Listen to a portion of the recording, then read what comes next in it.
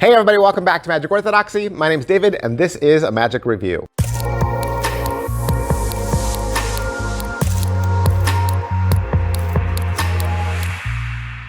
Hey everybody, welcome back. You are here at episode 7 of the Royal Road to Mentalism. Now, I'm sure if you are 7 episodes deep in this series, you probably know what's going on, but let me just recap in case you stumbled on this video by accident. The Royal Road to Mentalism is a video series put out by Ellusionist, 12 videos in total, $120, and every single episode is well over an hour. Mark Lemon, Peter Turner got together and decided they would create a series on re-looking at, re-examining the Royal Road to Card Magic, which is a classic of card magic, but then saying, is there anything here we can borrow and apply to mentalism? And the result was 12 episodes. Well, here's the thing. If you go to the Ellusionist product page, it only gives you a brief summary of what's included. They don't tell you what's on every single video. They don't break every single video down. It'd be too difficult. And anyone who's reviewed this has pretty much done the same thing. I said, there's no way you can capsulize how much goodness is here without making a video for every single episode. So that's what we're doing. 12 videos in a day. 12 videos in a day. I've never done this before. I doubt I'll ever do it again. What's on Royal Road to Mentalism Volume 7? This is an hour and a half long video, and really it's one trick. One trick that they just cover from beginning to end, flip it over, tear it inside out, examine it. Yeah, it's just one trick. The trick is called Polaroid. Polaroid is something that Mark came up with.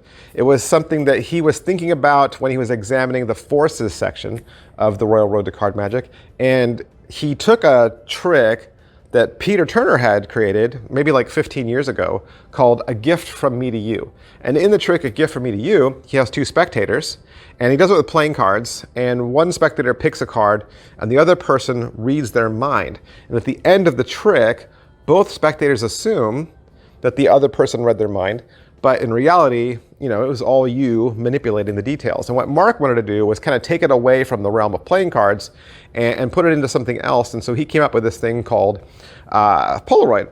Polaroid is like it sounds. You have 2 spectators, they sit down, and you're going to get a live performance. Okay, you'll get a full live performance, which is great because the camera actually stays with Mark the entire time. So when Mark's whispering into the second spectator's ear, you hear all that dialogue. So if you kind of know a little bit about pre-show work or instant stooging or forcing, I think you'll pick up on a lot of things in that live performance, more so than you will in the explanation. Like, I think you'll be on track. I was tracking with Mark as he was doing it, and I kind of figured out how it was going even before they got to the explanation. So it's a great trick. But you have 2 spectators, they sit down.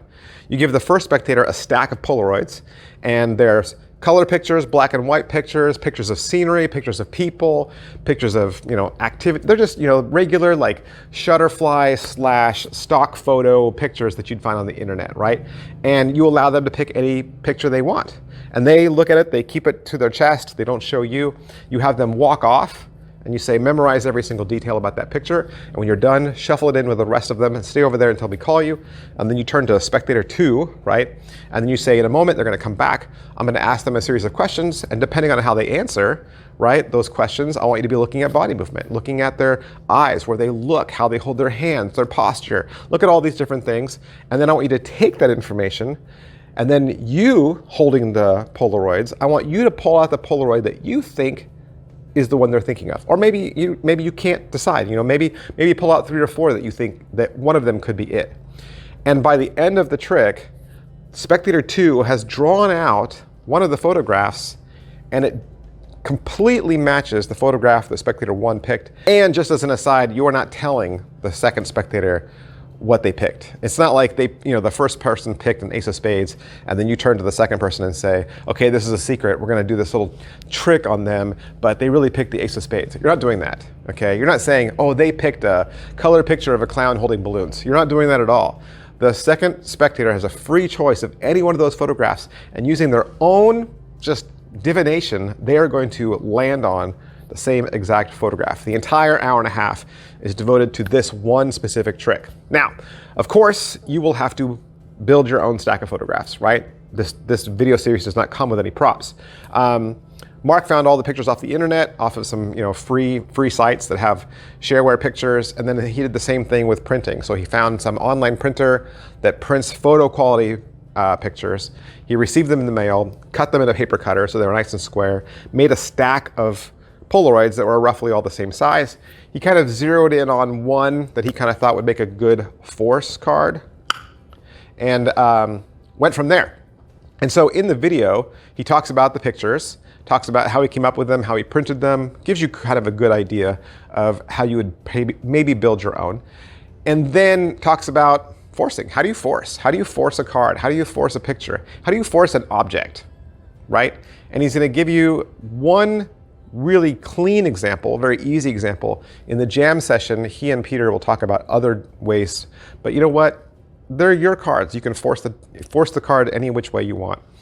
Then they're going to walk through the entire routine where they talk about just the nuances of talking to the second spectator, the things that you don't need to worry about in case you were. Yeah, they're gonna go over every possible outcome, and I think the whole trick, learning the trick, is 48 minutes. But you will know how to do the trick a lot sooner. I would watch the whole 48 minutes because I think, your scenario will go differently than Mark's, obviously, because you have different spectators. Your scenario will go different than Mark's because you have different photographs, right? You're not going to have the same photographs, as Mark. I wish the camera, they don't have a cameraman, so I wish the camera had kind of hovered over the photographs and there had been some B-roll footage, so Mark could have gone through his pictures just so that you could have an idea of how you build yours. But that's also part of the beauty of this trick. You could do it any which way you wanted. If you wanted an entire stack of animals, you could, or an entire stack of buildings, you could. You could do this any way you wanted. If you were doing corporate walk around, you could make them all corporate logos, right? The freedom to make this deck anything is yours. I think I would seriously do the trick the way Mark does it. If you don't have an idea, I think you should take his advice and build yours similarly. And you could end up asking your spectator the same exact questions if you chose cards similar to the ones he chose, right? You could copy his routine verbatim, but yours will probably be different. So knowing that, you'll need a routine and you'll need questions and pattern that you run through with both spectators. And a little bit of that is preordained, right? You're going to memorize some questions, but none of this is hard. It's not difficult force. They're not difficult questions. It's not a difficult routine. I think most of it is just knowing the order of things. Mark talks about how you will get lucky from time to time, and things will just fall into place perfectly, and you'll be giddy because you'll be like, oh, I can't believe everything fell into place perfectly. This is going to go over so well.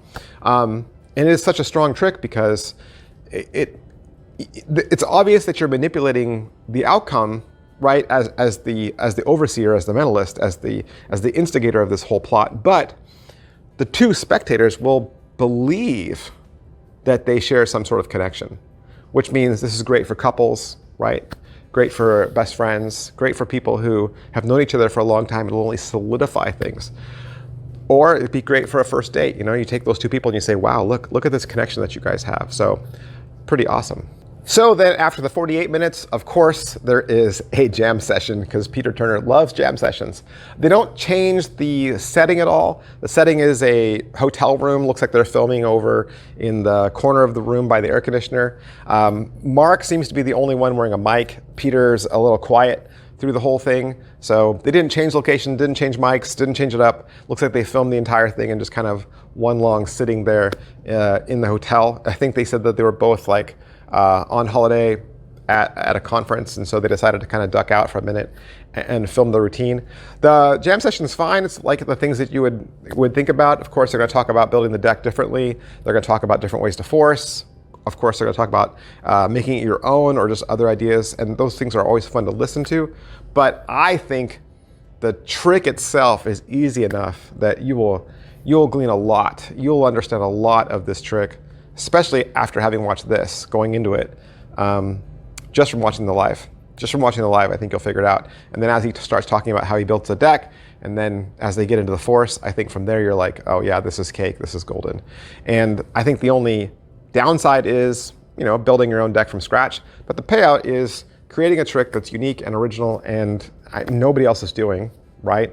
And just a really great trick to do with 2 individuals. So that's Polaroid. That's the Royal Road to Mentalism, Volume 7. I hope you guys like this series that I've been putting together. And if you do, if you appreciate the time that I put into these videos or appreciate just the time I put in general, you can always hit like, subscribe, and follow. That helps me out the best. And make sure you visit Ellusionist.com to pick up yours. All right? Thanks, guys. I'll see you next time. Bye.